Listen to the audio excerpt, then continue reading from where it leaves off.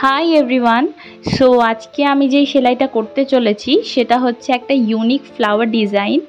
আর এটা আমার হঠাৎ করেই একটা ভিডিও দেখেছিলাম যেখান থেকে আমার মনে হয়েছিল যে এটা আমিও করতে পারবো। তো তার জন্য আমি এটাকে ট্রাই করে দেখলাম যে আমারও সেম টাইপের লুক আসে কি না। তো যাই হোক, আমি ফার্স্টে কি করছি, একটা বড় সুই নিয়েছি আর একটা ডিপ গ্রিন কালারের একটা সুতো নিয়ে আমি ফার্স্টে চেইন স্টিচটা করে নিচ্ছি। আর চেইন স্টিচটা খুবই ইজি, আর আমার মনে হয়েছে যে আমি সুইটা একটু বেশি। তো আমি প্রথমেরগুলো তো প্রপারলি দেখিয়েছি এবং এগুলো ফাস্ট ফরওয়ার্ড করে তাড়াতাড়ি করে দেখিয়ে নিচ্ছি যে কেমন করে আমি করেছি। তো এটা হচ্ছে লাস্ট স্টিচটা আমি করে নিলাম। তো এভাবে ফাইনালি আমার ডালটা ডান। আমি ওই ডালটায় স্টেম স্টিচ না করে একটু অন্যরকমের স্টিচ করলাম।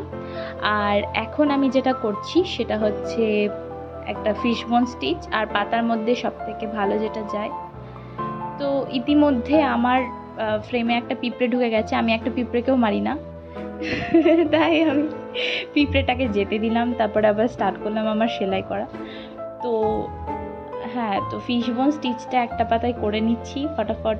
দেখে নিন কেমন করে করছি আমি। এটা খুবই ইজি, দুপাশ থেকে নেব আর মাঝখানে একটা পয়েন্টে এটাকে আটকে দেব, আবার সাইড থেকে নেব, আবার ভেতরের দিকটায় ঢুকিয়ে দেব। এভাবে করে এটা কমপ্লিট হয়ে যাবে। তো আমার একটা পাতা ডান হয়ে গেছে, দেখতে দেখতে হয়ে গেল। সেকেন্ড পাতাটাও আমি ফাস্ট ফরওয়ার্ড করে দেখিয়ে দিচ্ছি, সেমভাবে করতে হবে। ইয়েস, থার্ড পাতা হয়ে গেল। এরকম করে আমি সবকটা করে ফেললাম। তো এই পাতার সেলাই হয়ে যাওয়ার পরে আমি ওই দুটো ফুল করে ফেলেছি।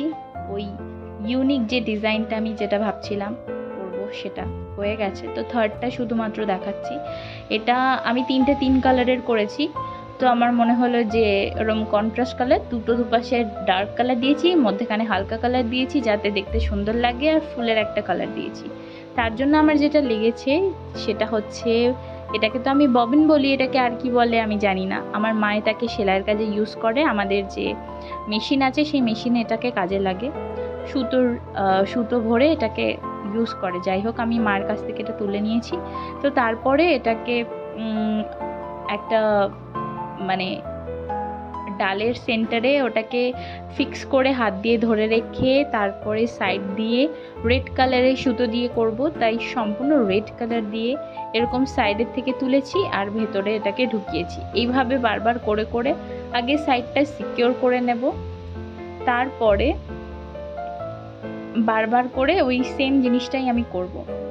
যেখানে যেখানে আমি ফাঁকা দেখতে পাচ্ছি সেখান থেকেই আমি বারবার সুতো তুলে ওই জায়গাটা ভরাট করে দেব।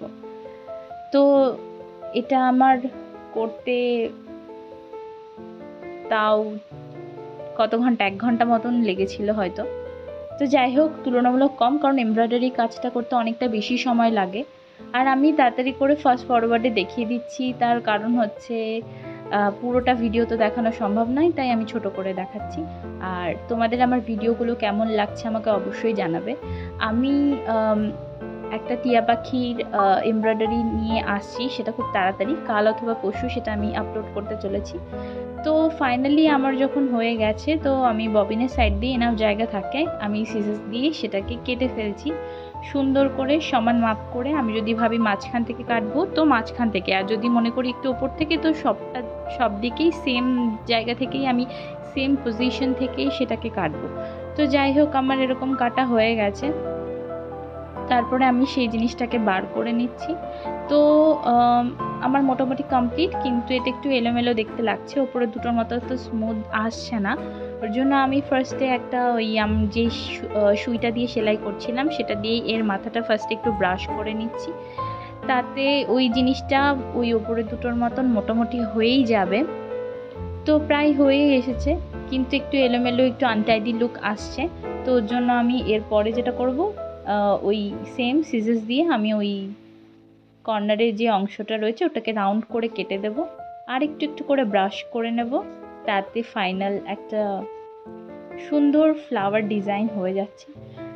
তো কেমন লাগলো আমার এই ভিডিওটা আমাকে অবশ্যই জানাবে। তোমাদের ভালো লাগলে কমেন্ট করবে, লাইক কমেন্ট শেয়ার করবে, আর আমাকে কিন্তু অবশ্যই জানিও কেমন লাগলো এটা। ওকে, টাটা।